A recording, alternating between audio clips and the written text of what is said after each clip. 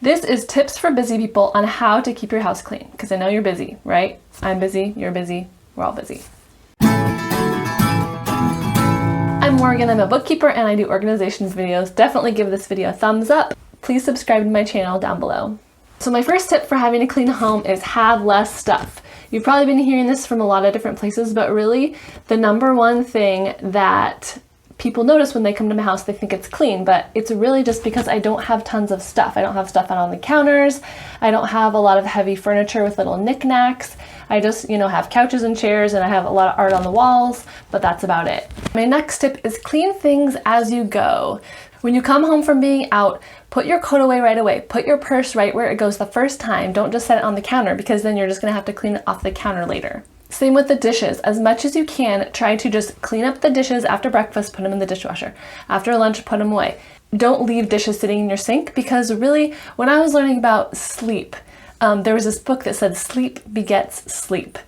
And I find that with messes too. I think messes beget messes. So if you have a messy kitchen, you're not gonna be motivated to put your dish in the dishwasher. But if your kitchen's all clean, your sink's cleaned out, you don't have anything on your counters, then one dish sitting there is gonna really be noticeable. So the messier things are, the messier they're going to continue to get. And you've probably heard this before, but clean as you cook. So when you're chopping veggies, make sure you have a little bowl to put them in and then dumping them in the garbage. I'm always moving whenever I'm in the kitchen. I'm always doing stuff. The other thing about minimalism is there's less things that you can have out like scattered all over your floor. So if you have less toys, it only takes like 5 minutes to pick up all the toys in the living room. I notice it with like my pots and pans a lot. So I used to have like 10 pots and pans. So if I needed to cook something and one was dirty, I'd just grab another clean pot out of the cupboard. Then there would be like a bunch of dirty pots and pans all over, and it'd be too overwhelming. But now I literally only have 2 pots that I boil water in. If one's dirty, I'll use the other one. But then if that one's dirty, then I have to clean the one that's in the sink. And this goes with any area of your house, books, blankets. All right, and my next tip is to keep things in the room where they belong.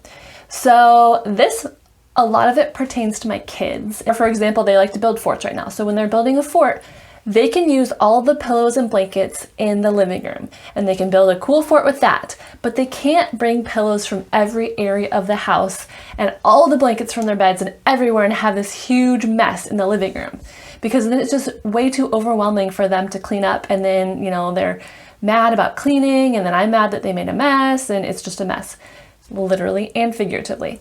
This isn't like a perfect science in our house, but as much as possible, my kids do know they're supposed to keep the items in each room that belong there. So in their own rooms, they're supposed to keep the toys that belong in there, and they're not supposed to bring them all over the house. My next tip is like for the weekly cleaning items, like cleaning your bathroom, vacuuming your floors.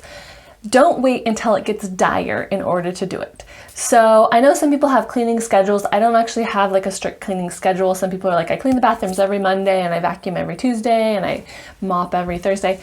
But I just know that I want to do it ahead of time so that the bathroom isn't disgusting by the time I finally get around to cleaning it, because then 1, it's not as easy and enjoyable to clean, and 2, if someone comes over, then I'm like embarrassed at the state of my bathroom. If you are working from home, you can do things that take time. So you can throw in a load of laundry, you can take a break and quickly vacuum the house, do things to get you up and moving while you need work breaks. This tip I actually got from Love Meg. I'll link her channel down below, but she said she trained herself to actually enjoy cleaning. And at first I was like, that's pretty crazy. I don't know if that's really possible. But I feel like there are things that you can do to make yourself enjoy the process more. So I have Audible now, and so I listen to audiobooks all the time, and I love it. Sometimes I'm like, ooh, I can't wait to like do the dishes because I get to listen to my audiobook. Or, if you have a certain kind of music you like, listen to it to get you pumped up. If you like cleaning a certain time of day, I know some people like cleaning, at night after the kids go to bed and it's all peaceful. Usually I'm more motivated in the morning to clean, but just find out what works for you and make it actually enjoyable.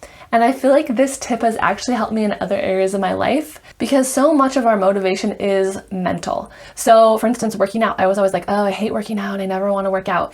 But now that I've made a conscious effort to tell myself, no, I enjoy working out, think about the things I like about it, the atmosphere, how I feel afterward, then mentally it gets me much more excited to work out. Next is organize one thing every couple days. And I'm talking about like the macro organizing, like inside your drawers or cabinets. So if I do a little bit at a time, it doesn't get overwhelming.